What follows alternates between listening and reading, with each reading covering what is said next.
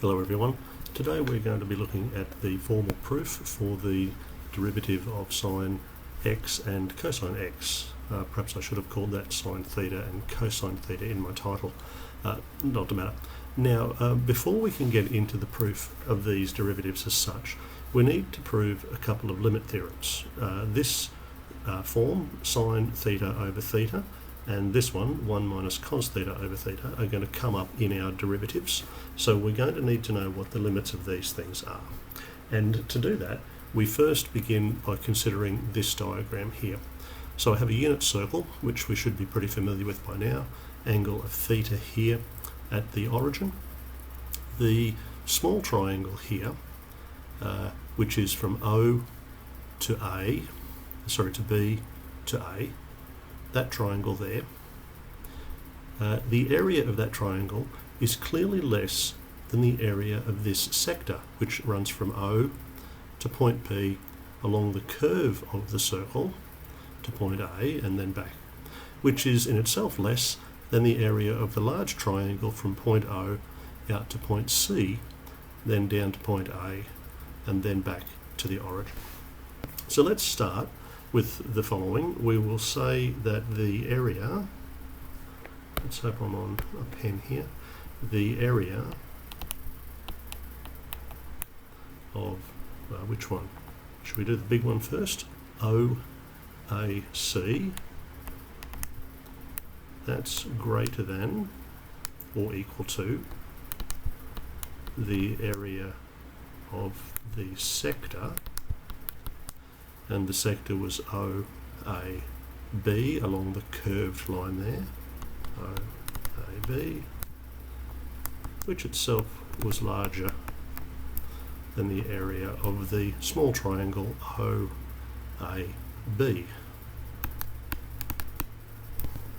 Now let's put some formulae in for the areas of these shapes. The large triangle has a base of 1, because that's the radius of the unit circle. The height of the triangle would equal tan of the angle theta. Remember, tan is the opposite divided by the adjacent, so literally the length of that side divided by 1, therefore that side itself must be tan. And that gives me that the area of the large triangle, base times height over 2, so I'd have 1 by tan theta over 2. The area of the sector. Now, hopefully you're familiar with this one. Area of a sector is 1/2 by the radius squared by the angle at the centre. So that's the radius squared, that's 1 squared, by the angle at the centre, theta, which is in radians, divided by 2. So if you're not familiar with that one, you can look that one up. That's not really the main idea that I'm trying to present here today. And the small triangle, we have the base of the triangle is 1 from point O to point A. The height of the triangle from point D to point B here is the sine of theta. Remember, the coordinates of a point on the unit circle, the x coordinate is cosine, the y coordinate is sine. So we have 1/2 base times height. So the base is 1, the height is sine of theta divided by 2. That's a good start. Now, what I'd like to do is multiply each of these. If I multiply by the same thing, then it's all good. So I want to multiply each of these terms by 2 over sine theta. Now let's see what happens if we do that. So the first one, I'll have my 2 over sine theta. Now for tan theta, I'll write that as sine theta over 2 cosine theta. So the divide by 2, the 2 in the denominator is still there, and tan has become sine over cosine.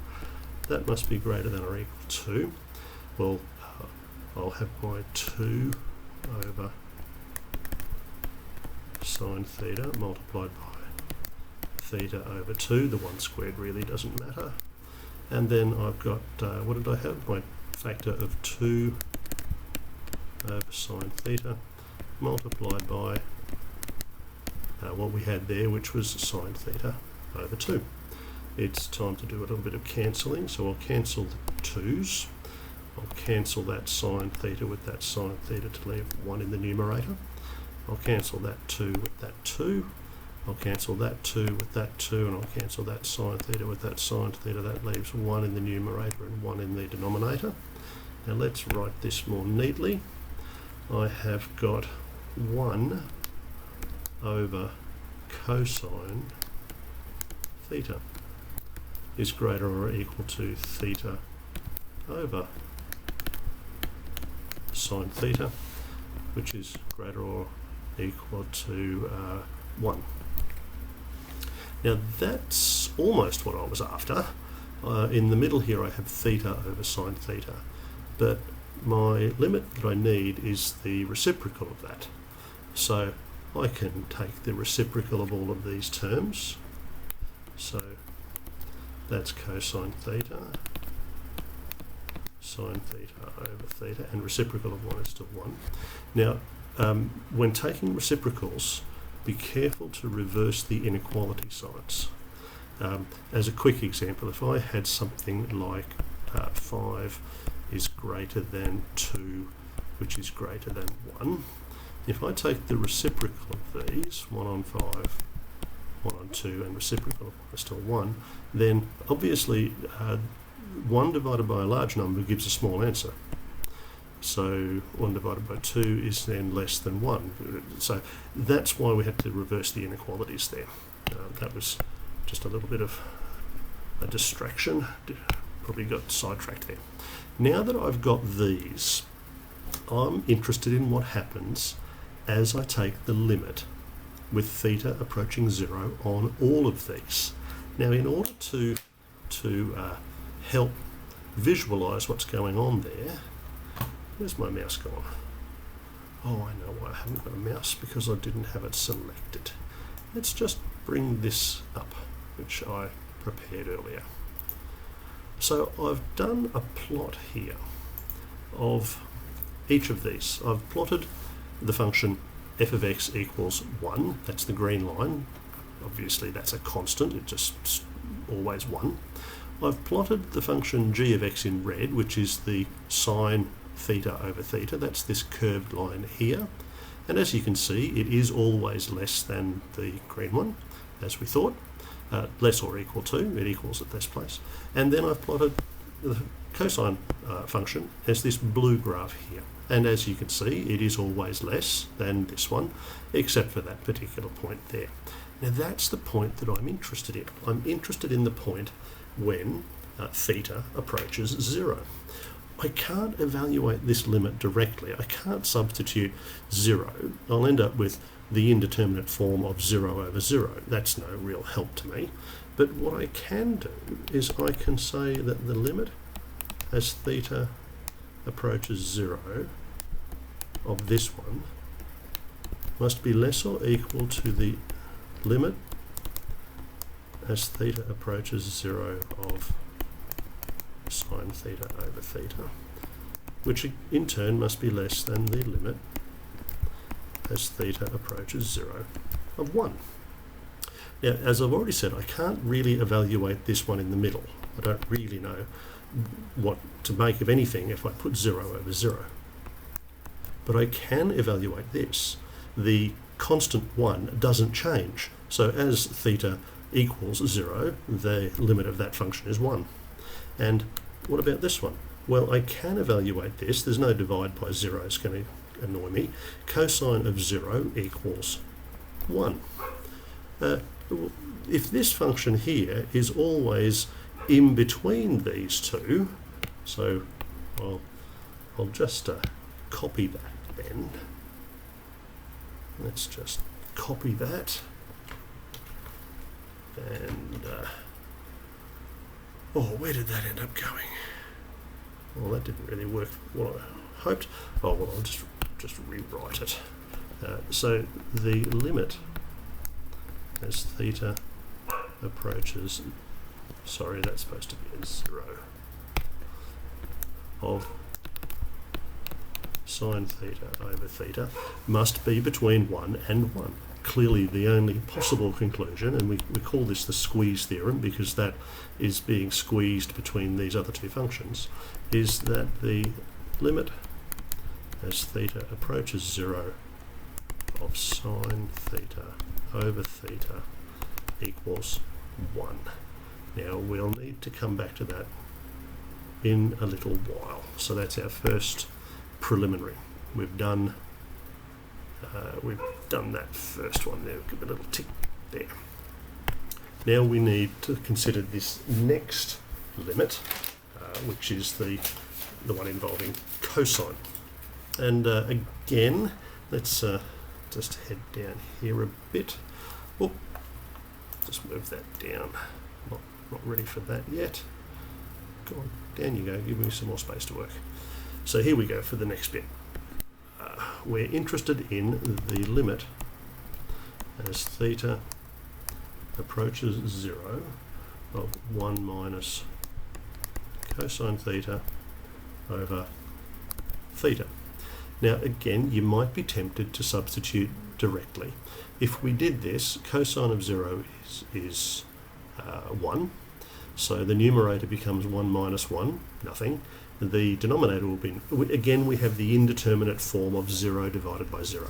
We can't really allow that's indeterminate. We don't possibly know what that means. So let's just do this. Let's multiply by 1 plus cosine theta over 1 plus cosine theta. We can multiply by 1. The limit as theta approaches 0. So this numerator times this, well that's a difference of two squares form. So 1 squared is 1 minus cos squared theta outside of theta times 1 plus cos theta. Now the next thing I want to do is replace my 1 minus cos squared